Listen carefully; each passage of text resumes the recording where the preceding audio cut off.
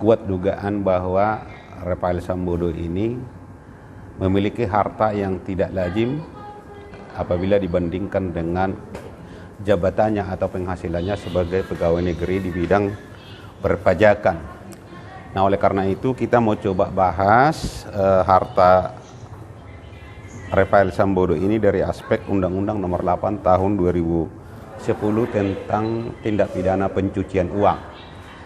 Apabila kita memperhatikan pasal 4 Undang-Undang Nomor 8 Tahun 2010 tentang pencucian uang, maka apa yang dilakukan oleh Rafael Trisambodo ini telah memenuhi unsur tindak pidana pencucian uang, yaitu unsur menyamarkan atau menyembunyikan harta kekayaannya supaya tidak diketahui oleh penyelenggara negara atau penegak hukum.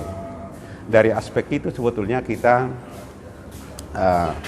tidak terlalu kesulitan untuk memahami apakah kepemilikan harta yang tidak wajar ini bisa diseret ke peradilan tindak pidana korupsi dari aspek pasal 4 tadi yang saya sampaikan.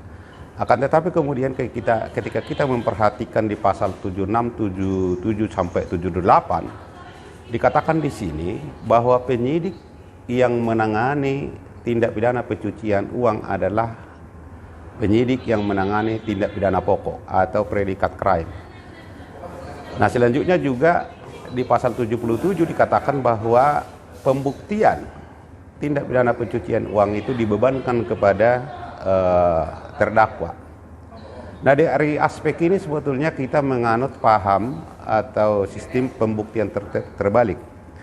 Tetapi yang menjadi persoalannya adalah tindak pidana pencucian uang ini sudah dijadikan merupakan double crime atau tindak pidana tambahan dari tindak pidana korupsi.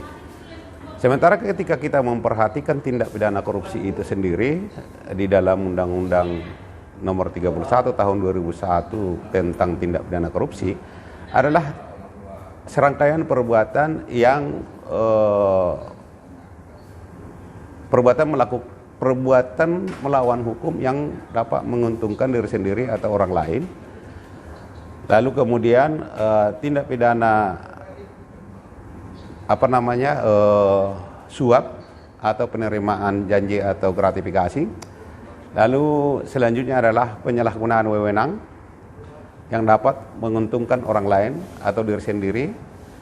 Nah, dari aspek ini, ketika kita melihat misalnya dari aspek unsur-unsur tindak pidana korupsi tadi itu, maka harus dibuktikan dulu apakah kekayaan atau harta yang dimiliki yang fantastik itu adalah merupakan hasil dari tindak pidana korupsi. Sepanjang itu tidak dibuktikan terlebih dahulu atau tidak disidik terlebih dahulu, maka dipastikan tindak pidana pencucian uangnya tidak akan bisa diangkat atau dilakukan upaya penyidikan. Nah, kalau kita lihat dari aspek Undang-Undang Nomor 8 Tahun 2010 ini, kita bisa menebak bahwa niat daripada pembuat undang-undang ini adalah sengaja untuk membuat tindak pidana pencucian uang itu sebegitu rumit dan sebegitu bertele-tele. Artinya kita melihat bahwa tidak ada keseriusan dari pembuat undang-undang ini untuk menyelesaikan persoalan tindak pidana korupsi di negara Republik Indonesia ini. Nah, oleh karena itu, sebagaimana saya sampaikan di awal, ketika kita misalnya melihat adanya penelusuran dari rekan-rekan media bahwa mobil Rubicon milik Rafael Sambodo ini dibuat atas nama orang lain. Nah, ketika ditelusuri alamat sesuai dengan STNK yang terdapat di dalam mobil Rubicon itu adalah terdapat di gang sempit. Artinya ada seseorang yang pernah menghuni gang itu yang merupakan atas nama itu yang dianggap tidak wajar atau tidak mungkin dapat membeli Rubicon yang harganya mencapai 2 miliaran itu.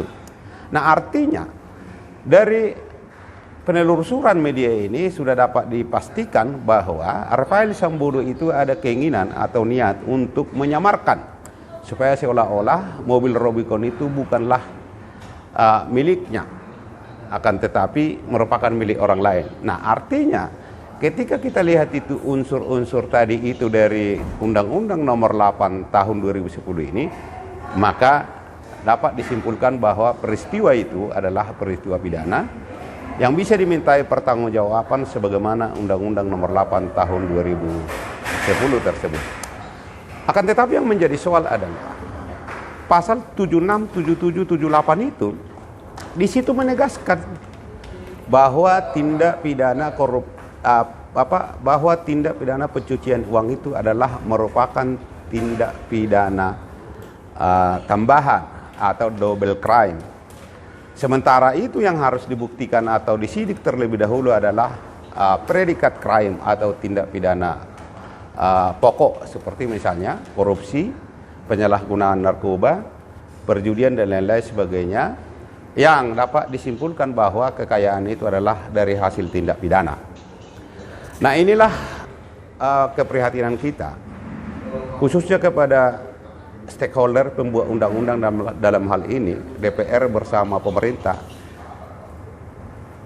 Patut dicurigai bahwa mereka ini tidak memiliki niat untuk menyelesaikan persoalan tindak pidana korupsi di Republik ini. Nah, dari hasil analisa kita dihubungkan dengan unsur-unsur yang terdapat di dalam Undang-Undang Nomor 8 Tahun 2010 ini, ada kecurigaan bahwa pemerintah tidak serius, bahwa pemerintah bersama DPR tidak serius menyelesaikan persoalan tindak pidana korupsi. Makanya ke depan kita sebagai warga negara Republik Indonesia, sebentar lagi pemilu, marilah kita mendorong agar pembuktian terbalik ini merupakan satu predikat crime. Jangan lagi ini menjadi double crime atau tindak pidana tambahan. Kalau ini tindak pidana tambahan, maka tidak dapat dipastikan akan ada penyelesaian tentang tindak pidana korupsi ini. Itulah mungkin yang bisa kita sampaikan. Mudah-mudahan penyampaian kita ini berguna bagi